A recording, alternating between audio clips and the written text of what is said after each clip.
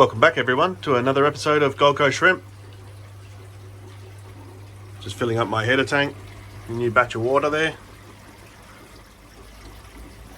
The town water's coming out fairly alkaline at the moment. I'm having to add more acid to buffer that solution back to about 6.8 to 7.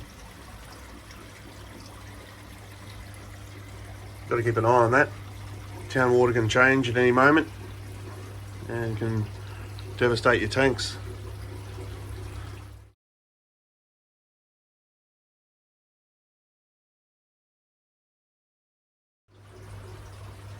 In today's episode, we're going to have a look at this tank up on the top rack,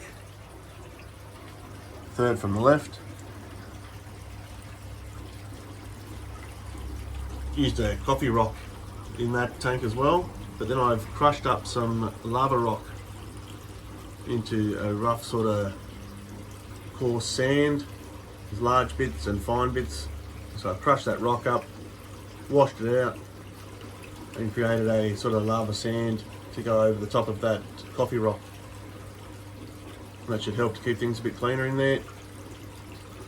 A nice solid layer for those plants to dig into.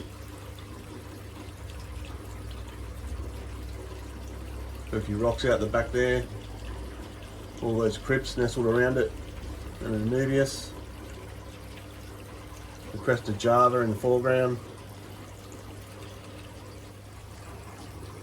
Also in the foreground we've got that fine needle leaf java and some hygrophillia. We'll take a look at both of them on the chart in a minute. And the Marimo moss ball at the front.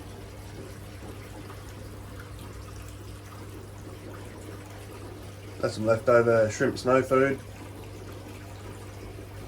There's not many shrimp in here at the moment, so snails will have to come in and clean that up.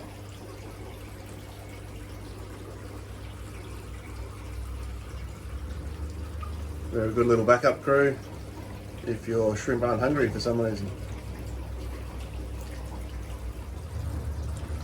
There are two species of hydro in here. The one that's underneath that leaf of the crypt out the back, and the one at the front. We've got them both on the chart. I'll show you exactly which one's which.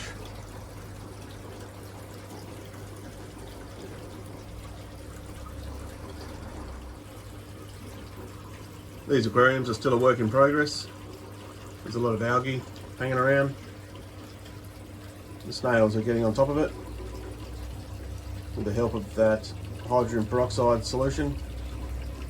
That kills the algae and then makes it easier for all the snails and shrimp to get rid of. Here's the system I use to mix my water up.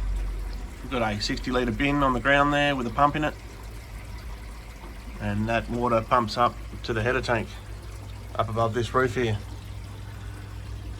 Once that tank's full, the water returns back down the drain line and back into the bin. That way I can add any buffer and also dechlorinator and let it sit there and mix for a while. Once I'm happy that the water's mixed, I'll test it with the pH kit and just make sure things are right.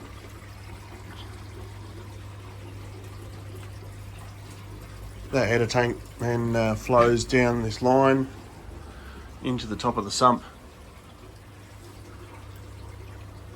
Got that little float valve there. So that keeps the water at that level. So everything's flowing through the media. I've got a couple of days of water in that tank, in the header tank.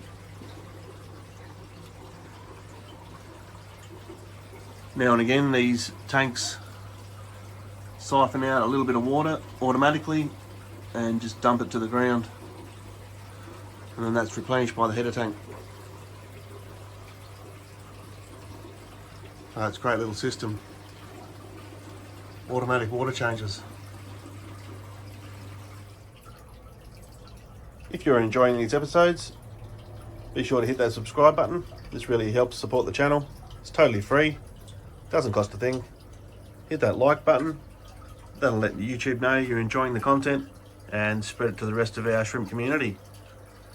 So thanks to everyone getting on board. It's really appreciated.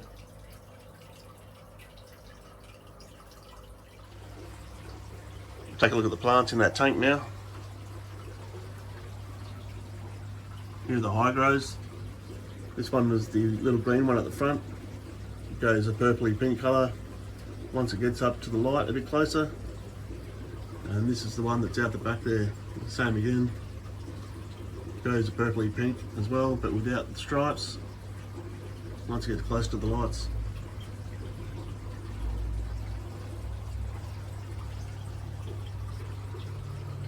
There's the crested Java. And the needle Java.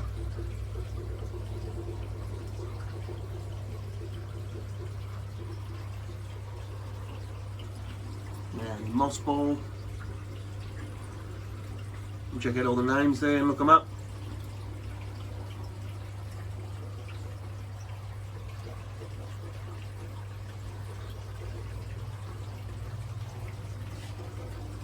Here's some of the crypts that I have.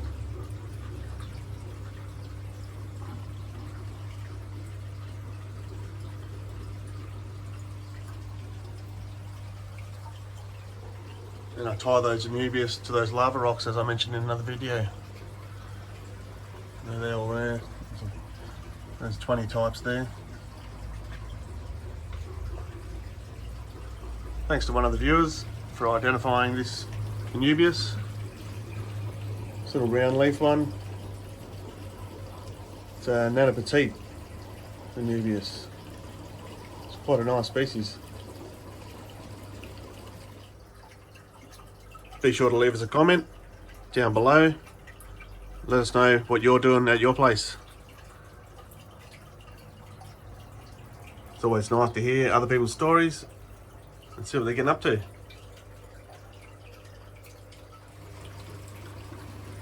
So there was a little rundown of that soon to be green jade tank. How I've created that aquascape. Little pots out the front there. They're from buying crypts from the store. Once you've got a couple, they spread after a little while when they're happy. They take a little while to get going, but once they do, they pretty much spread everywhere. So you can use those little pots that you get when you buy them as places for your shrimp to hide. So thanks for watching, guys. That was just a little update on that tank there.